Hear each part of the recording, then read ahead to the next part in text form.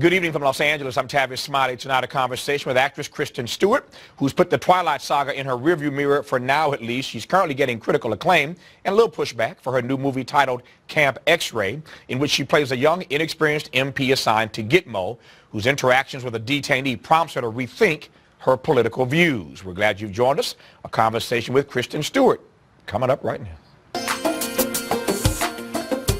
Kristen Stewart's been acting since she was 9. Her first major co-starring role was opposite Jodie Foster in that film Panic Room, which I love. Just saw it the other night.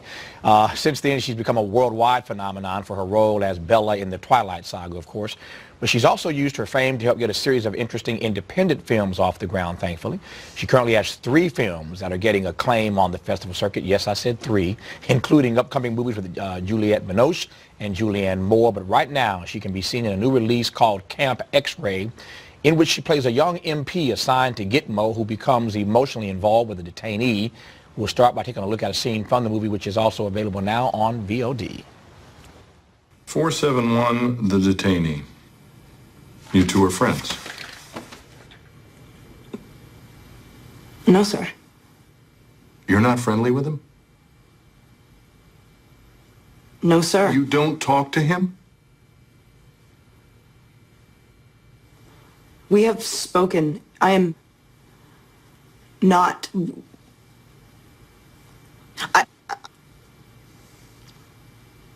Like I said in my report... I've read your report. I know what it says. I also know what Corporal Ransdell says about it. But what I don't know, and will probably never know, is what is really going on here. All right, so I'm going to start by going right inside your head. So the clip comes up. We both turn our head. I'm staring at it, and you kind of looked away. What were you seeing that you didn't want to see?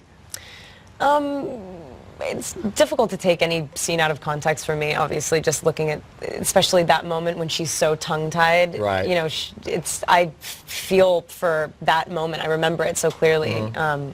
The director told me to toss the lines and just try to maneuver this, you know, in the best way that I learned to address an officer and just deal with the situation. And so, yeah, a lot of times standard operating procedure doesn't always catch you. And sometimes it's like, but there are thoughts that I cannot communicate based on your standard way of communicating. Do you know what I mean? It's like, I can't talk soldier right now. Right. And that happens to people. And But that means you're a great actress, because that was supposed to happen in that scene. I mean, she's being put on the spot. Yeah. And she's trying to figure out how to navigate her way through this situation and answer his question. Yes. Yeah. Yeah, she's definitely fallen into something that is hard to categorize, and you know, was probably harboring some guilt, and she really, all beyond anything, wants to be a good soldier, and so when she doesn't have clear answers for him yet, still feels like she's doing her job to the best of her ability, and sees sort of what she sees as injustices that she can't communicate. It becomes like, you know, so much bigger than her. She's a small town, you know, girl that's just not equipped at this point to be dealing with that kind of stuff. It occurs to me that we jump so fast because of that clip that the people at home are like, okay, Tavis, back that thing up, back it up, and tell me what the film was about, because we jump so quick to your point about a scene out of context. Totally. So why don't you, without giving the storyline away, why don't you tell us what the film is about and the character you play? Awesome. Yeah. I play a girl named Amy Cole that joins the military wanting to do something greater than herself, and sort of,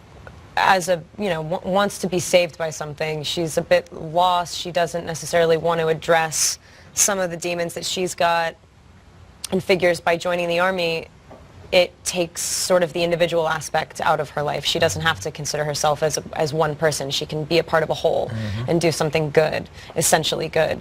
And, you know, she gets stationed in Guantanamo Bay. She finds that the job is, you know, she basically just, like, straight to the point, she befriends a detainee. And so all of these sort of mantras that people say down there to keep themselves going, like, they did 9/11, they're the bad guys, this is, like, you know, this is really the only way to deal with them and treat them and blah, blah. They start to not really feel so easy coming out of her mouth. And, you know, she just finds that getting to know this man and seeing that you can take two people that couldn't be further apart in every sense of the word. You know, it's like their background is different, their political upbringing is entirely different, their religious upbringing, and culturally just on completely different sides of the planet. Yet they find this through line and they sort of see that this forced polarization that's happening isn't something that their hearts can actually really get behind. And so they start to feel like they're both betraying their side in some way when really they're kind of just opening their hearts to the, you know, the nature of being human and the fact that things aren't so clear sometimes. So I'm glad you said that, because to me, the film is, and I guess any good project ultimately gets to this point for those of us who are you know, film buffs. But you got to get to the humanity of the character. And this film, for me, if it's about anything, it's about respecting and maybe even reveling in the humanity of another person. Definitely. And what made this really fascinating for me is that you come to this point of respecting and reveling in each other's humanity, but it starts with him doing something pretty funky to you. Pretty foul, yeah. Oh, yeah. You got to get past that first. Absolutely. Yeah. There, you know, he says it very clearly. We are at war. Yeah. There, you know, it's not an easy friendship, which makes it so impactful in the end. It's, you know, it's her very desire to be able to view him as an animal. All she wants to, because it would make her job so much easier. It would be so much easier to look at the bars that separate them and see them as definite, you know, differences. Yet those don't always pull through for her. So I just thought that little disintegration of somebody who wanted a clear answer, that, you know, found something more complex and then couldn't stomach it, was just cool. So at this point in your career, is that what's exciting you and turning you on with regard to the roles that you choose, complexity of character? I mean, I suspect every actor wants something that is complex, but this character is complex. Yeah, she's different.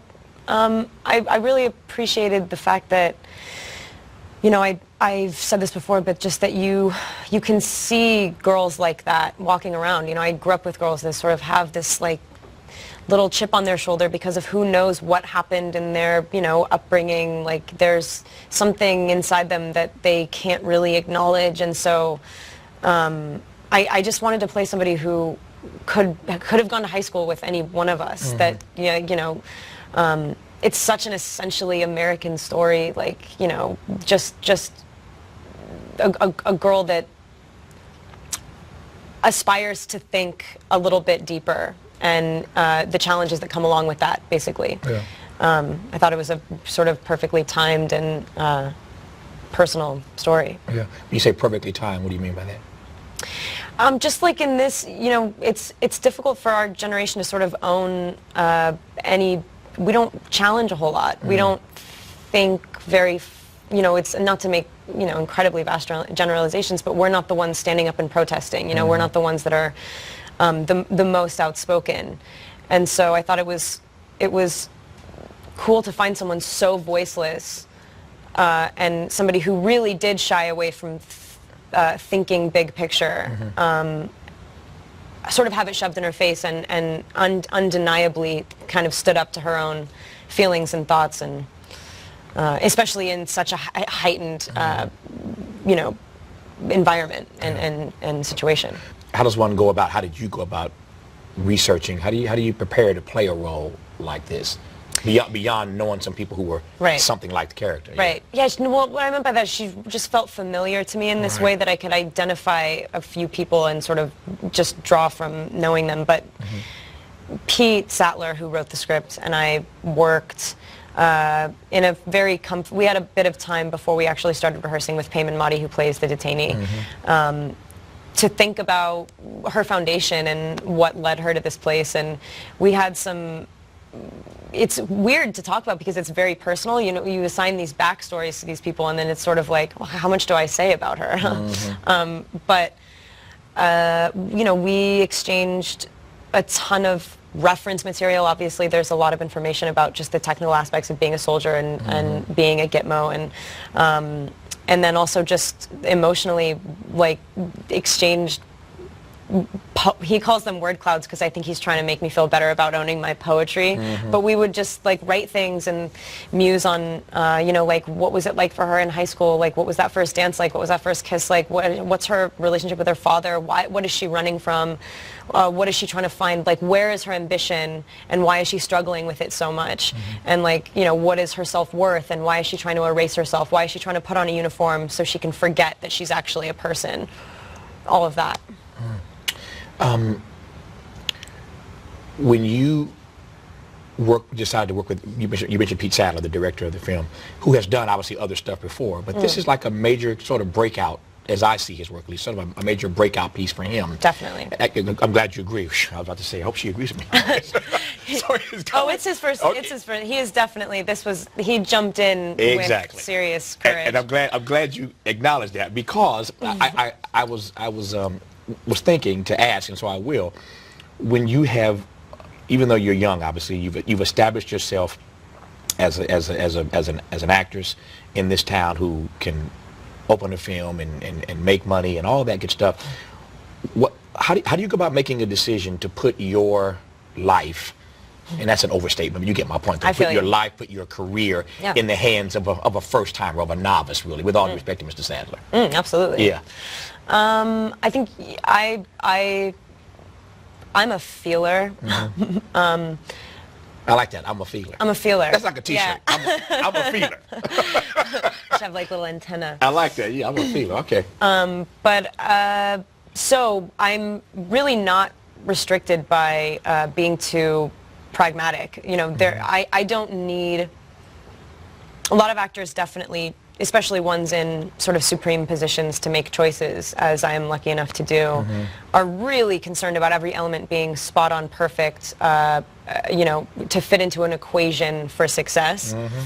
And it's also just about the experience of it. You don't want to, it takes a lot, you know, it may sound silly, but you do have to give sort of so much of yourself, and it is taxing to tell a story that is, you know, important to you. And so when you don't come out of the other side feeling like taken care of and like there was an honor to it, like there was, you know, that we were supporting characters in a story that were so much greater than us, it feels awful. It's a horrible experience. And then usually you don't wind up with a very good film either. But as an actor, for me, it's also very much about risk and being able to jump into something with a faith. I don't know, it's this, you know, Pete was not a sure shot, but he did such a good job, and I had such a beautiful experience with him that even if he didn't do a good job in the movie, who knows? Who knows how the movie really is? It's so subjective anyway. But like, if it turned out absolute, just bosh, I still would have had a great time with him. I still would have learned. You know what I mean? Yeah. So like, for me, I'm not so precious about like the mark I'm going to leave on my industry. I make a few bad movies. It's worth sifting through the work and drawing from that experience what attracted you to it in the first place. So I can see and hear in that response a certain sort of freedom and liberation that many actors don't have because, to your point, everything is they try to calculate everything. Oh yeah. But the flip side of that argument, though, Kristen, is that, you know, you talk about taking risk, and I love people who are willing to take risk, but even risk, particularly at your level in this industry, I think have to be calculated risk. So obviously you must have calculated that you thought you could pull this off. Oh yeah. Yeah. Oh, there's always something. I never go into something thinking, I'm always thinking that we're going to make the most brilliant movie that's ever been made. Right. And if you don't have that feeling going into it, then I just can't relate to that. Yeah. You know, it's silly, but you have to feel like, especially considering we're talking about making movies, this just, you know, it can sound, taken out of context, and can sound very ridiculous to someone who's not involved in it. But yeah, it's if you're not thinking that you're doing just the most important thing, then then it just feels like you're making products to sell, and you're not doing it for the right reasons, you know. Yeah. When you do a film that is set in Gitmo in 2014 in this country, it raises all sorts of, I love the chuckle. It raises all sorts of very serious questions that people might have about the film. It opens up conversation that people might have about the issue of humanity and how we treat people at Gitmo, et cetera, et cetera. Yes. You prepared for all that? that conversation that may come as a result of the film? Yeah, absolutely. You welcome that? Yeah, of course. Yeah. I think we're, it's very coincidentally timed. We're lucky that it's like, coming out the time that it is, that it was made in the time that it was able to find its legs, that it was even allowed to be. Thanks for mentioning that it is like a very, it's strange because it is a political subject that is so human. It's so revolving around like the fact that there are people involved that it's easy that are so far away that it's easy to forget that there are people walking that line right now. That block is being walked and there are people in those cells, and it's cool that it's being brought back up again. This was a bit of a, not to sound so self-important, but this movie was an exciting prospect because it was a bit of a reminder, and it was an opportunity to explore characters in this interesting place. So yeah, I mean, like we've all said, it's tricky to release a Gitmo movie at a time like this, but we're not claiming to have any of the answers. My God, if we did, I would like be on the phone right now being like, I've got the solution. You call Obama and tell him. Yeah, exactly. Dude, I've got it, buddy. I've figured it out. I only raised that, Kristen, because when I saw it, I immediately thought about that. I said, I wonder, and I've never known you to be an overtly political person, and you may be, and I just don't know that. But I'm thinking this is an interesting choice for her because there will be, again, conversation and question, which I think is a good thing, given my own political point of view on this. I think it's a good thing for this country to have a conversation about whether or not we're going to be who we say we are in the world. That's my own assessment. I'm not trying to put you into that. But the point is, when you look at a film like this, one thinks, and certainly I thought, looking at it, I'm thinking, I wonder how, and you made this point a moment ago, how many military personnel are in situations like this every day, where they literally, this is a film, and this is entertainment, and I love it, but people who literally have to make choices every day about how they're going to engage, how they're going to relate, how they're going to respect and not contest the humanity of people behind bars and not see themselves as better than. That's a tough. And that's not just, it's a Gitmo question, but it's a question writ large. It's a question about our entire prison industrial complex and how those who are in authority relate to and treat or decide to maltreat persons behind bars. It's a big question. It is. Yeah, yeah. It's a big question. Well, well asked. Yeah. Anyway, moving on. So how are you, I asked earlier how you're making choices about the kind of roles you want to play. How are you making choices about the kind of projects you want to put your name on and your company's stamp on? Because I think you're doing, it's my assessment, and I'm no critic, but it's just my assessment as a Kristen Stewart fan, that you're doing, I think, a pretty good job of balancing out the blockbuster, big budget stuff with the indie stuff. How you making that work?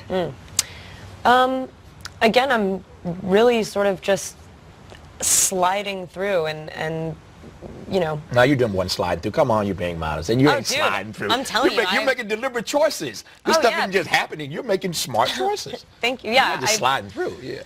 Yeah. No, but like I'm very instinctual, and I haven't done a overtly commercial movie in a while. I haven't done a big movie in a while. I've made like 7 movies in the last 2 years that are all fairly small. Why? A few of which can be considered commercial. A few of them I think have a chance to be, something. But why? Bigger. Why that choice over the last few years?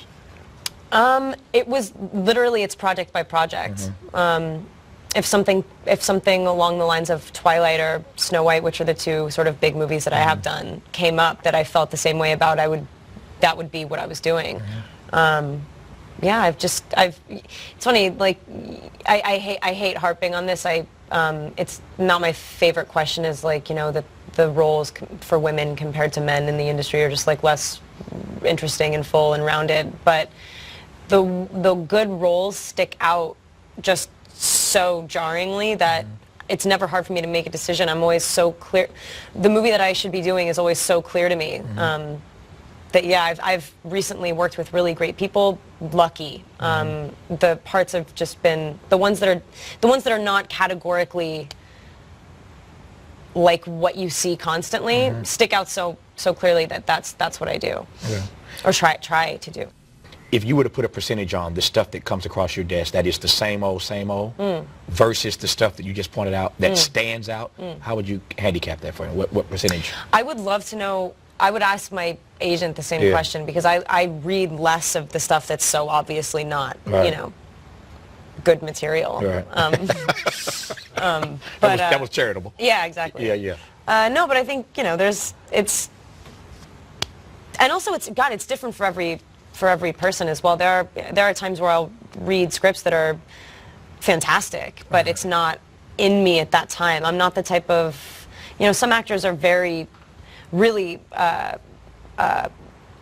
revel in the fact that they hide behind, well, you know, that they can really transform themselves and step outside of themselves. Right. And I always feel very much like my job does the opposite. Like, it puts me somewhere where I can reveal myself. And so when a character introduces me to an aspect of myself that I was sort of like less aware of, it's always so sort of it affects me so greatly that it's like, oh wow, that is it. You know, it's I'm always trying to, you know, just trying to find the truth of it all. You know? I'm sitting here, you know, almost, I'm transfixed, because I'd never thought about it in the way you just flipped it.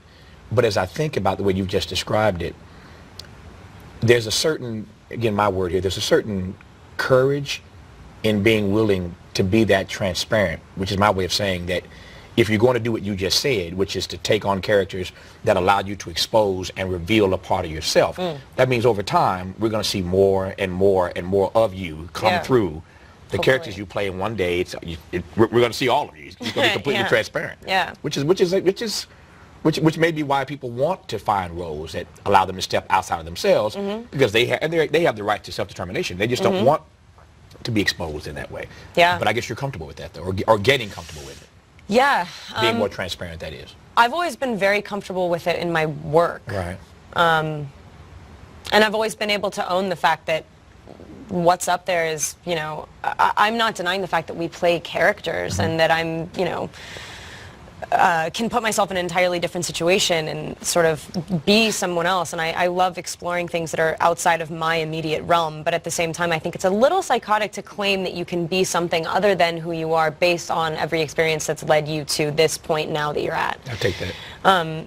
So yeah, and the most transformative and profound work that I've done, not the result, but just for the experience of doing that work, has always been the stuff that feels scary because it feels real, and it feels like I've put my finger on something that I can then communicate to people and go, gosh, have you guys ever done this? Because, you know, this is really real for me, and I think that's the kind of work that I get off on most. Yeah. But who knows, like, I love being an actor and I love film in general, so like there could be the one day I'll play, you know, like, I don't know, like a penguin or something. And just really wow everyone and step outside myself. I'm sure if you played a penguin, you would wow all of us. I got 30 seconds to go. Speaking of stuff that we haven't seen that's coming out, we got Camp X-Ray, which we're talking about now. By the way, I love that title. And when you see the film, I'm curious as to what you're going to take Camp X-Ray to mean. It has so many multiple meanings for me on a film like this, but that's another conversation for another time. Yeah, it's but very meta. It is very meta. I love the title. So tell me the other stuff that you have working on. I mentioned like a Juliette Binoche project. Yeah, that's Clouds of Sils Maria. Yeah. That's still Alice. Right. Did a movie called Equals recently with Drake Doremus, this amazing, really young, great director. Right. And movie with Jesse Eisenberg called American Ultra that was fun. That's more like that was fun. Right. That was actually funny, and it's like a sort of ultra violent comedy, broad comedy that he's amazing. That sounds fun. Yeah, it's fun. Yeah. An ultra violent comedy. That sounds fun. Yeah. Anyway, I think the point is that you're going to be seeing a whole lot of Miss Stewart in the coming months and years, and that's a good thing because I love seeing you up on the screen. The new one is called Camp X-Ray. Kristen, always happy to have you on this program. Thanks for coming back to see us. No, man, thanks for having me. It's good to see you. That's our show tonight. Thanks for watching, and as always, keep the faith.